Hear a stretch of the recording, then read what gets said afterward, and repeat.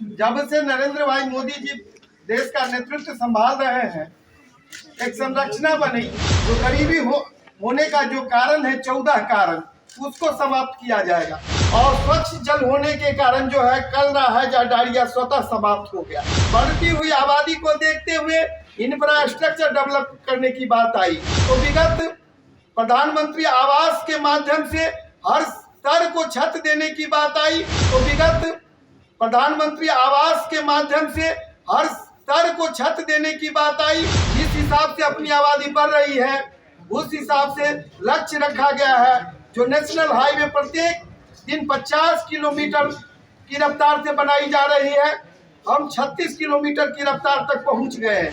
आज हम दुनिया को जो है कई यूरोपियन कंट्री को, छोटे छोटे कंट्री को हथियार निर्यात कर रहे हैं। कल्पना ली गई है। अभी तक अपना देश का जो परंपरा रहा है, दुनिया में सबसे ज्यादा खेती योग्य भूमि अपने पास है। उसके बाद भी अपना देश गरीबी में जूझ रहा था।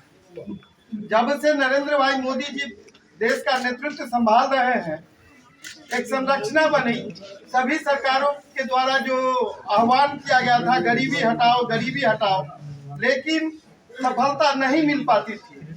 जब से नरेंद्र भाई मोदी जी प्रधानमंत्री बने, उन्होंने गरीबी होने का कारण ढूंढा तो छन करके 14 कारण जो है गरीबी होने का दिखाई पड़ी। उस कारण पर प्रहार किया गया। जो गरीबी होने का जो कारण है 14 कारण, उसको समाप्त किया जाएगा। तो सबसे पहला जो है जीवन जीने का अधिकार लाया गया। जीवन जीने के अधिकार के तहत प्रत्येक नागरिक को जो है भोजन मुहैया कराना सुनिश्चित किया गया। आप देखे होंगे जो आपदा के समय में भी इतनी बड़ी आबादी, आज हम विश्व की सबसे बड़ी आबादी वाला देश है, फिर भी कोई भी व्यक्ति भूख से तड़पते हुए नहीं पाए जाते हैं, यह उनकी गारंटी है। इसी तरह बीमारी से हम लोग पीड़ित रहते थे। स्वच्छता के दिशा में आगे बढ़ने की बात आई तो हर घर नल से जल देने की बात आई। हर घर जो नल से जल देने की बात जब आई, तब जाकर के जो है इस देश में हैजा, कलरा, डायरिया इस तरह की बीमारी प्राय हुआ करता था। आप जानते होंगे प्लेग के कारण गांव के गांव लोग जो है जीवन को त्याग देते थे, कलवित हो जाते थे। लेकिन कोरोना के पीरियड में भी उनके कुशल नेतृत्व के कारण ऐसा कहीं किसी तरह की आपदा नहीं दिखाई पड़ी और स्वच्छ जल होने के कारण जो है कलरा हैजा डायरिया स्वतः समाप्त हो गया। शिक्षा के क्षेत्र में नई शिक्षा नीति लाई गई। कल तक जब हम औपनिवेशिक दास्ता को छोड़े तो प्रत्येक नागरिक को शिक्षित बनाने की बात आई थी। जब से नरेंद्र भाई मोदी जी देश का नेतृत्व संभाले, उनका कहना हुआ जो बेहतर शिक्षा के लिए नई शिक्षा नीति लाई जाए और नई शिक्षा नीति लाई गई। उसके कारण प्रत्येक नागरिक को उनकी कुशलता के लिए शिक्षित बनाने की बात आई और उस दिशा में हम अग्रसर हो रहे हैं, आगे बढ़ रहे हैं और प्रत्येक नागरिक को मूल्य आधारित शिक्षा देने का काम किया जा रहा है। बढ़ती हुई आबादी को देखते हुए इंफ्रास्ट्रक्चर डेवलप करने की बात आई।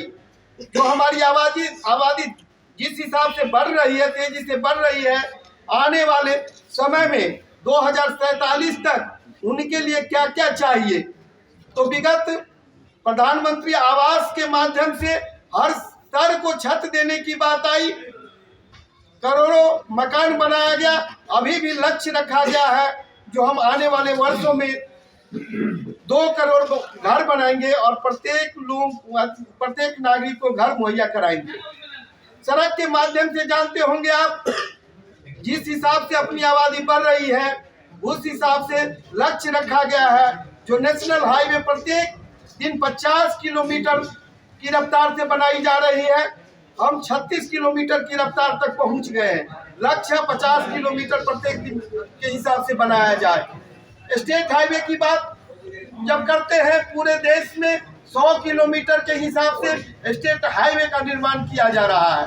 उसी तरह ग्रामीण सड़कों की जब बात हम करते हैं तो 1000 किलोमीटर प्रत्येक दिन के हिसाब से पूरे देश में सड़क बनाई जा रही है। रक्षा के क्षेत्र में जब हम जाते हैं तो कल तक भारतवर्ष दुनिया से आयात करता था हथियारों का। आज अपना जो है स्किल डेवलप होने के कारण, इंफ्रास्ट्रक्चर डेवलप होने के कारण आज हम दुनिया को जो है कई यूरोपियन कंट्री को, छोटे छोटे कंट्री को हथियार निर्यात कर रहे हैं। उस दिशा में भी हम अग्रसर हुए हैं और मजबूती प्राप्त किए हैं। एक से एक अपना मिसाइल बनाया गया है जिससे अपनी सीमा सुरक्षित है, आम नागरिकों का जीवन सुरक्षित है और कहा गया है शक्ति ही शक्ति का सम्मान करता है और दुनिया में सब सम्मानित ढंग से हम आगे बढ़ रहे हैं। इसी डेवलपमेंट को जनता तक ले जाने के लिए संकल्प रैली का, हाँ, इसी बात को हम जन जन तक पहुंचाने के लिए, आयुष्मान भारत को आम नागरिक तक ले जाने के लिए प्रधानमंत्री आवास योजना पार्टी की ओर से किया जा रहा है, लेकिन फिर भी आप विकसित संकल्प यात्रा निकाल रहे हैं। कब से निकाल रहे हैं? क्या पार्टी लाइन से हटकर आप काम कर रहे हैं या पार्टी के यह सरकार निकाल रही है, पार्टी लाइन से बाहर है जी। इसमें आम जनता की जागृति के लिए जो है पार्टी लाइन से बाहर प्रत्येक नागरिक तक जो है यह एक विकसित भारत संकल्प यात्रा जाए, उसके लिए सरकार जो है निकाल रही है। सरकार तो निकाल रही, लेकिन आप अलग से क्यों कर रहे हैं? ये सब चीज तो हम जानते हैं। आपका प्रेस कॉन्फ्रेंस करने का ये बताएं मकसद क्या है? तो सब चीज हम जानते हैं। प्रधानमंत्री बोलते हैं, अमित शाह बोलते हैं, तमाम लोग बोलते हैं। प्रदेश आपका अध्यक्ष भी मकसद बोल है रहे क्या? हैं।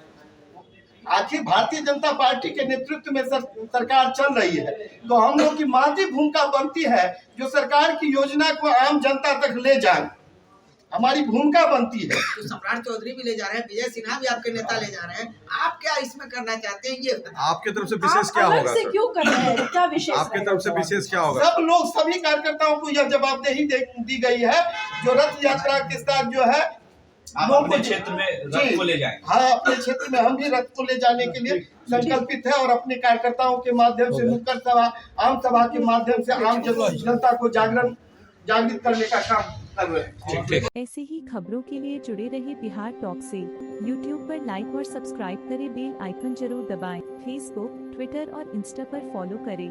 धन्यवाद।